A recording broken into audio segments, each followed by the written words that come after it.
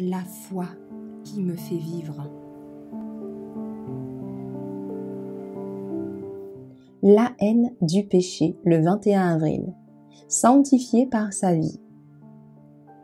Tu as aimé la justice et tu as haï l'iniquité.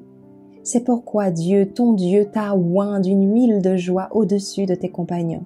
Hébreux 1, verset 9. Lorsque, dans sa conversion, le pécheur trouve la paix avec Dieu par le sang de l'expiation, la vie chrétienne ne fait que commencer. La grâce que le Christ implante dans l'âme crée dans l'homme l'inimitié contre Satan. Sans cette grâce de conversion et cette puissance de renouvellement, l'homme resterait captif de Satan, un serviteur toujours prêt à exécuter ses ordres. Mais le nouveau principe dans l'âme crée un conflit là où il y avait jusqu'alors la paix.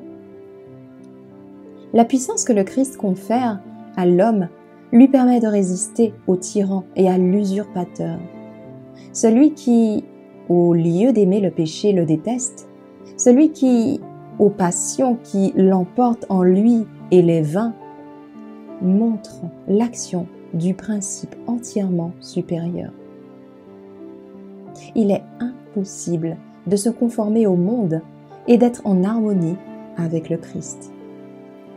Les maximes et les pratiques mondaines sapent la spiritualité du cœur et de la vie. Se conformer au monde signifie ressembler au monde en répondant aux normes du monde. Aucun homme ne peut servir le monde et Jésus-Christ en même temps. Il y a un antagonisme irréconciliable entre le Christ et le monde. Combien peuvent dire « Je suis mort au monde. La vie que je mène maintenant est par la foi au Fils de Dieu. » Alors que ceux qui nous entourent sont vaniteux et se livrent à la recherche du plaisir et à la folie, notre conversation est dans le ciel. Combien? Notre conversation est dans le ciel, d'où nous attendons le Sauveur. L'âme tend la main vers Dieu pour obtenir le pardon et la paix, la justice et la vraie sainteté. La conversation avec Dieu et la contemplation des choses d'en haut transforment l'âme à la ressemblance du Christ. Que ton cœur s'adoucisse et se fonde sous l'influence divine de l'Esprit de Dieu.